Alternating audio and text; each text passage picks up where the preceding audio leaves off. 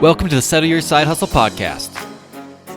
I started this podcast for one very simple reason, and that is to show you what it's like to actually start a business. Going from a side hustle business that I'm doing while working the 9 to 5 to being full-time in my business, living the life that I want, controlling my time, controlling my hours. And the number one problem that I had with every podcast I listen to on the market is that either A, they don't actually get down to the nitty-gritty. They're not transparent with you, telling you about their actual struggles. Or B, they've already made it, so there aren't struggles to share. And that's why I decided to start this podcast right here, right now, as I've just transitioned into full-time entrepreneurship, so I can actually share with you the struggles as I go through them, and you can learn from my experiences while you're growing your business alongside me. Now, let's get into the show. What is up, side hustlers, entrepreneurs, business builders, and dream makers? Welcome to the Settle Your Side Hustle podcast, episode 15. Happy Friday for those of you listening on time. Happy whatever day it happens to be if you're listening to this in the future. I'm so happy to be with you guys once again. And today I decided to do something a little special, a little different. I'm shaking things up a little bit. And today we're going to do a deep dive into the philosophy and the science and the mathematics.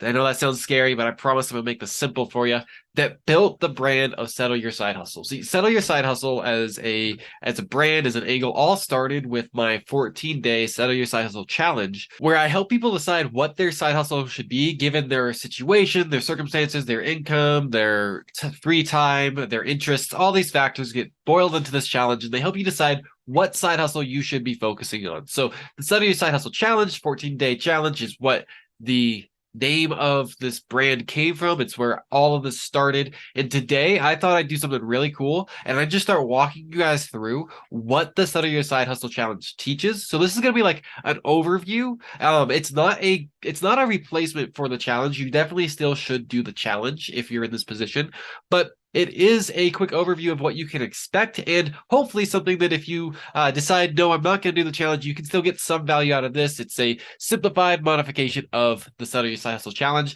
and so we're going to break it down starting right now. Our challenge, should we choose to accept it, is to determine what the very best side hustle for you to start on a personal level should be. Again, what I'm going to be talking about today cannot possibly have all of the elements from the challenge, but it's going to break down some essential ones and help you get some momentum moving forward in your side hustle journey. So we're going to ask a series of questions, 5 basic questions. Each one's going to get a point value associated with it, and it's going to help you determine what side hustles you should be pursuing. Okay, question 1. And what you want to do if you take this actively and you actually implement this is you're going to want to take each one of these questions seriously and answer them individually. Okay, question 1.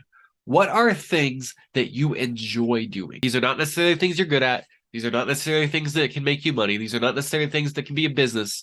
These are just things that you enjoy doing. And what you're going to want to do is make as long of a list as you possibly can of all the things that you enjoy doing. It could be 20, 25, 50, doesn't matter how long, just as long as you possibly can. What are the things that you enjoy doing? And as frame of reference, I know of somebody who actually makes a business, a successful business, teaching people how to do handstands. So there is nothing that's off limits here. You want to be as creative as possible. Give yourself permission to be as creative and silly as possible, as long as it's something you actually enjoy doing.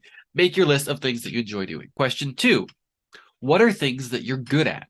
What are things that you are better than the average person, maybe better than almost everybody at? What are things that you're good at? If you're struggling to get this list as long as possible, then you might want to just earnestly ask friends, family, people who you can trust to be honest with you. What are things that I'm good at? And again, we want this list to be as long as possible. This is not necessarily things that we enjoy doing. This is not necessarily things that we think can make us money. It's just things that we are actually good at. Get that list as long as possible. Question 3, what pays well? What do I think, and this is meant to be a thought experiment back in the napkin, don't look it up, don't Google it, just ask yourself, what are things that I think can pay well, what can be done virtually, online, maybe nobody's doing it online yet, but there's a way that we can envision doing it online. What do we think pays well that can be done virtually? And we want this list to be as long as possible. And again, this isn't a list of things that we necessarily enjoy doing. It's not a list of things that we're necessarily good at. It's just a list of what pays well, as long of a list as we can make. Okay. Once you have those 3 questions, you're ready to start adding the point system in to figure out what your side hustle should be. So here's what we're going to do. You're going to take that full list of things that you like, and everything in that category automatically earned 3 points. You get 3 points per line there. Then you're going to take that list and you're going to look at it next to your second question. What are things that I'm good at? And you're going to start lining things up. What is something on my list of things that I'm good at that lines up with things that I like? And you're going to put it next to that. And then maybe you'll find so for example, maybe I really like writing. And maybe my friends and family told me I'm a really good writer. Okay, so that lines up next to it. I got writing in the things that I like, and I got writing in the things that I'm good at. Those line up. That's what we're going to do. We're going to make that association. And anything that gets put into that second column of things that I'm good at, additionally, it gets 2 more points. It's 2 more points when something lines up like that. Okay. Maybe you could say, well, I have this one like and 5 things lined up with it. Cool. 10 more points. Okay. And then question 3, you're going to do the same thing. You're going to compare what pays well with the first column of things that I like. Okay.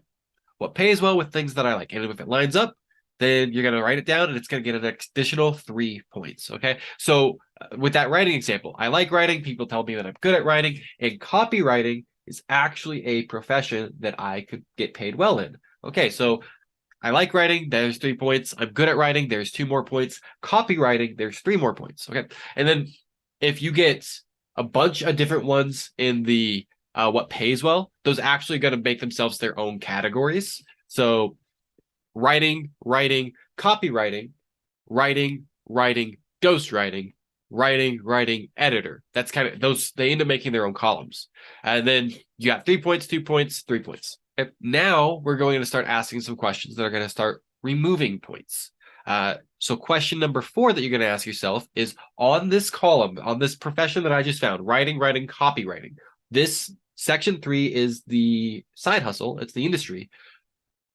What skills do I need to learn that are unique to this industry? Again, this is all back of the napkin work. What we're actually doing is we're digging into our own psychology more than we're being matter of fact about anything. Okay.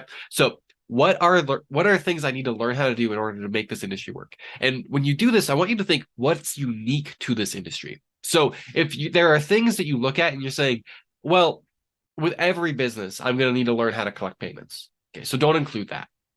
But things that you think are particular to this specific field. So if I'm going to become a copywriter, then do I need to maybe learn how SEO works? Because maybe I'll be an SEO specialized copywriter, right? Things like that. Do I actually need to learn how copywriting works? Because I'm a good writer, but I've never written copy, so I don't know how to do that. List all the learned skills that you think you're going to need to acquire to do this. And every single one of the skills that you write down is -1 point. Okay. If you're not sure whether or not you need to learn the skill, but you think you might, then write it down, put a question mark next to it, and subtract a half point. Now, the last question, time versus money. Question number 5, time versus money. Which do you have more of? Do you have more time or do you have more money? Say, well, I have more time. Okay. So with each one of the items on our list here, we're going to look at it. We're going to say, to learn these skills, do I think it'll take me more time or more money? And if you say, I think it'll take me more time, and you said you have more time to give, that's a win. You get a check mark. If you say, I think it'll take me more money, but I have more time to give, then that's an X, right? If you get an X, they don't line up. It's going to take more time, but you have more money, or it's going to take more money, but you have more time. If there's a disconnect there, you subtract 2 points from that one. That's it. Those are the 5 big questions. Now you tally up your point totals. You add them all up and you go, okay, 3 plus 2 plus 3. Okay, so we got 6, 8 there. We're going to subtract 2 points from the learned skills. So now we're down to 6. And then we're going to subtract 0 points from time versus money because that aligns. Okay, so this is a 6.1. Okay, so this is a 5.1. Okay, so this is a 12.1. Right, you're just going to add up all your points. And then from this long list of maybe 15 items that you had, look at the top 3 largest point values. From the top 3 that you get of the highest points, pick the one that you feel resonates best with you. All we're doing with this point system, because all of this is back of the napkin, our own personal thoughts, is we're hacking our own psychology to pull out of ourselves what we actually think we should be doing. And that's why when you get to the top 3, you shouldn't necessarily just go with the one with the largest points, because maybe it doesn't align well. Maybe the one that got the most points was house cleaning, but the one that you felt aligned the most with you emotionally was copywriting. Go with that one. All we're doing here is we're extracting from our own psyche what we should be doing based on what we know about ourselves and who we are.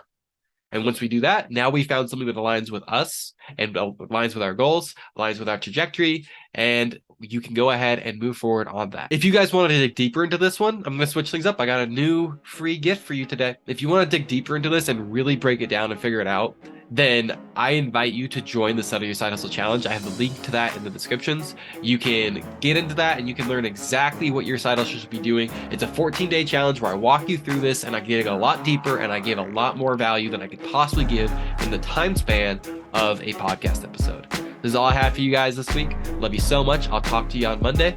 God bless.